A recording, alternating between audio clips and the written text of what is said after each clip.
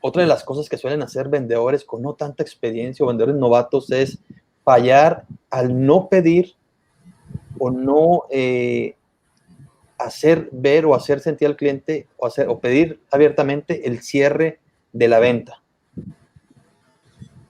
Sí, volvemos al punto, no hay un objetivo claro, ¿no? O sea, estás presentando y pueden ser beneficios buenísimos, ya me convenciste, pero si en ningún momento me sacas a bailar, pues ¿cómo voy a adivinar, verdad? Ya hubo intercambio de miradas, ya la sonrisita, ya te envié una copita, pero nunca me acerco a platicar contigo. Es complicadísimo lo que va a funcionar así. Digo, lo puse en un ejemplo totalmente distinto, pero a lo mejor es que te estás vendiendo tú mismo, ¿no? Ante una situación así. Pero el no pedir un cierre, digo, tampoco se tiene que ser tan explícito. Hay muchos tipos de cierres, ¿no? Hay muchos tipos de cierres donde en muchos de ellos no necesitas decir con palabras así como que entonces que firmamos, o sea, no usas esas palabras, pero definitivamente hay tipos de cierres en donde tú estás garantizando ya el que en ese momento podemos dar por hecho que la venta se cerró. Sí, hay muchos, ¿no? Hay, por ejemplo, a mí me gusta mucho un tipo de cierre cuando es una venta de un producto, un artículo, una vivienda, un vehículo, cosas que son con características muy variables, okay, son muchas características. Me gusta mucho un cierre que le han llamado varios autores Benjamin Franklin, y la verdad desconozco el por qué le han llamado Benjamin Franklin a ese tipo de cierre, porque no encuentro ninguna relación con Benjamin Franklin, pero el tema de que en una hoja pones en la parte salida en forma vertical, de un lado empiezas a escribir todos los pros de que una persona te compre algo, y del otro lado escribes todos los contras, ¿no? Obviamente en el tema de la persuasión, pues a la hora de los pros estás aportándole varias ideas, por qué sería bueno, por qué sería rentable, benéfico, etcétera, etcétera. Y entre el cliente y el vendedor juntan, no sé, 10, 14 elementos de pros de realizar la compra. Y en el lado de los contras, pues dejas que el puro cliente sea el que esté diciendo. Él solo seguramente va a llenar 3, 4, 5 máximo. Y en ese momento simplemente abres cuando dices, ya no tienes ninguna otra idea de por qué no comprar. Y pues no, ya no. Pues abres la hoja y te das cuenta, mira, pues has tomado una excelente decisión, ¿no? O sea, me queda claro que pues el número de pros es mucho mayor que el de contras, y estoy dando por hecho ahí el cierre. El decir simplemente, pues felicidades. O sea, ya en ese momento ya cerramos. No tuve que decir en ningún momento las palabras mágicas de fírmale, entonces, ¿qué? ¿Se hace, no se hace? ¿Se va a hacer o no se va a hacer? Olvídalo, ya se da por hecho el que tengamos un cierre de nuestro lado. O el decir simplemente en algún otro tipo de artículos, en qué momento prefieres que te haga el envío, quieres que te lo envíe esta misma semana, no sé, cualquier cosa de esa, ¿no? Para que se dé por garantizado el cierre, pero no lo tienes que decir con las palabras correctas, concretas, ¿no? Del cierre, de la venta como tal. Simplemente lo das por hecho y el cliente es el que asume la respuesta de que, sí, pues mándamelo la próxima semana. Ok, perfecto.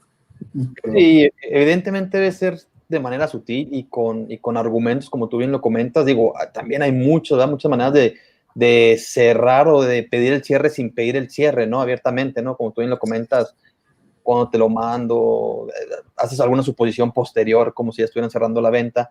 Pero sí es importante hacer el cierre, o sea, aunque sea de manera sutil, pero sí es importante porque sí es un cierre, aunque no diga las palabras exactas, ¿no? Claro, claro, y digo, y hay muchos justamente esquemas, ¿no? Hay el que dice, es que todo el proceso de la venta o la reunión, pues estás haciendo pequeños cierres a cada momento, ¿no? Estás haciendo pequeños cierres a cada momento del proceso y vas también en ese momento eliminando objeciones, ¿no? Vas eliminando objeciones, vas haciendo pequeños cierres, de tal manera que al final el cliente o el prospecto, pues, le queda claro que pues ya está cerrado todo completamente, ¿no? No hay, ¿qué más cerramos, no? Que ya se armó. Que ya se armó. Esto, ahora recuerdo el nombre del autor, Robert Cialdini, si mal no recuerdo, el libro se llama Persuasion en inglés, y justamente te dice esto, ¿no?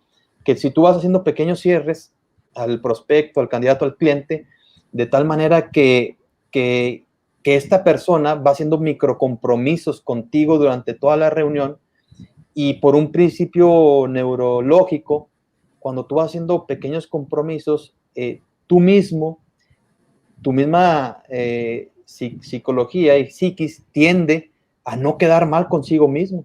Y yo hice todos los compromisos con él de acuerdo a cosas que a mí me parecían, entonces yo tengo que actuar en consecuencia, en congruencia conmigo mismo, ¿no? Entonces te explica muy bien este principio que se utiliza mucho en ventas y justo en ese tipo de ir cerrando poco a poco la reunión para llegar al último, a un cierre ya muy, pues ya muy tenue, ¿no? Una manera muy suave, ¿no? Es un soft landing. De Fíjate acuerdo. que me recordaste un tipo de cierres, yo le llamo el de las 5 preguntas de respuesta positiva obligada. O sea, cuando tú empiezas a vender, por ejemplo, lo que yo hago, ¿no?